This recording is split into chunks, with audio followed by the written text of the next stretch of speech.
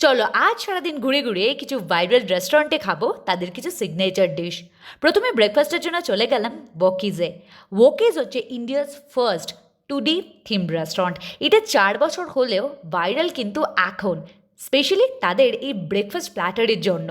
আমি গিয়ে রীতিমতো নিয়ে নিলাম এই স্পেশাল ব্রেকফাস্ট প্ল্যাটারটা, যেটার মধ্যে থাকে দুটো গ্রিল ব্রেড, স্ক্র্যাম্বল এগ, সতে মাশরুম আর স্পিনাচ, থাকে জুকিনি, গ্রিল করা দুটো টমেটো, আর যেটা থাকে সেটা হচ্ছে এই আলু ভাজা।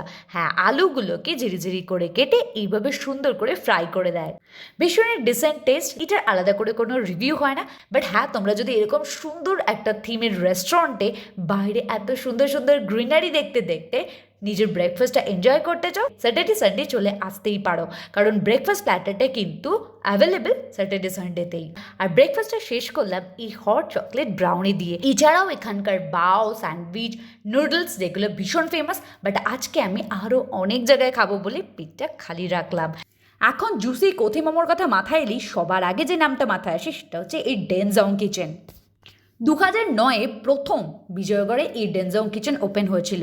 আর কলকাতায় 4 থেকে 5 বছর আগে এই ডেনজং কিচেন ওপেন হলেও এখন তারা রিসেন্ট ভাইরাল তাদের এই স্পেশাল জুসি কোথে মোমোর জন্য। আর কেনই বা ভাইরাল হবে না, জাস্ট জুসটা দেখো টপ টপ করে পড়ছে। আর ভেতরের স্টাফিং বেশ ভালো পরিমাণে। কোথি মোমো বেসিক্যালি স্টিম মোমোই, বাট মোমোর এক দিকটা এরকম বাটারে ফ্রাই করা থাকে। জুসি এই কোথে মোমোটা এই স্পাইসি চাটনি দিয়ে ওফ যা লাগছিল না। তারপরে আর কি ট্রাই করা যায় বলুন তো? এই কথা বলতেই তারা বললো আমাদের ঝোল মোমোটা একবার ট্রাই করে দেখুন। ব্যাস, অর্ডার করে ফেলেছিলাম। আমি প্রথম ঝোল মোমো খেয়েছিলাম গোল পার্কের নর্থ ইস্ট কিচেনে, সেটাও ভালো ছিল। বাট অথেন্টিক ঝোল মোমো যদি কিছু বলা যায় সেটা হচ্ছে এটা।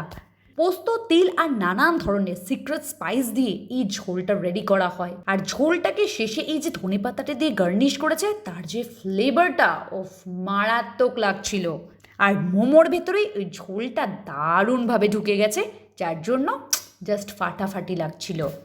এরপরে যেখানে গেলাম সেটা হচ্ছে একটা হিডেন জেম। না, হিডেন জেম আগে ছিল, এখন কিন্তু এটা বেশ অনেক মানুষ জানে। সেটা হচ্ছে টিবেটিয়ান ডিলাইটস। হ্যাঁ, আগে খুব অল্প মানুষ জানলেও এখন কিন্তু এটা বেশ পপুলার।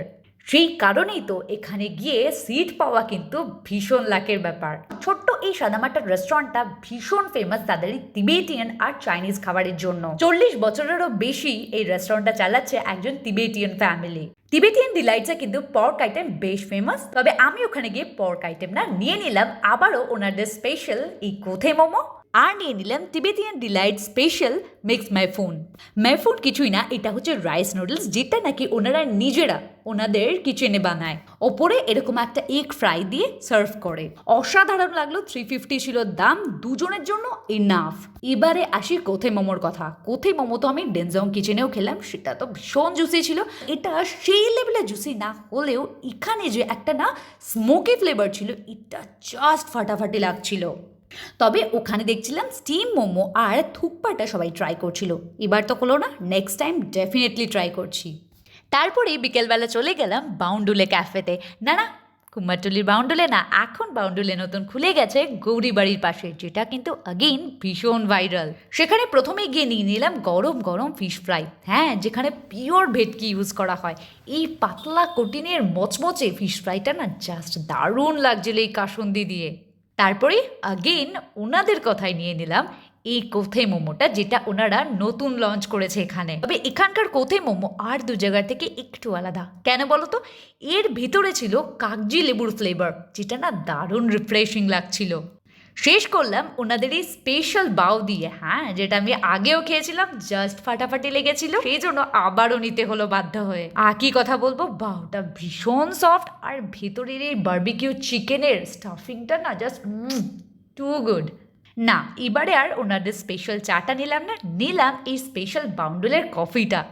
তোমরা যদি কফি লাভার হও, এটা কিন্তু নিতেই হচ্ছে। আচ্ছা, এবার বলো তো, এই যে 4টে ভাইরাল রেস্টুরেন্ট আমি তোমাদের সাথে শেয়ার করলাম, এগুলোর মধ্যে তোমরা ইতিমধ্যে কোথায় চলে গেছো?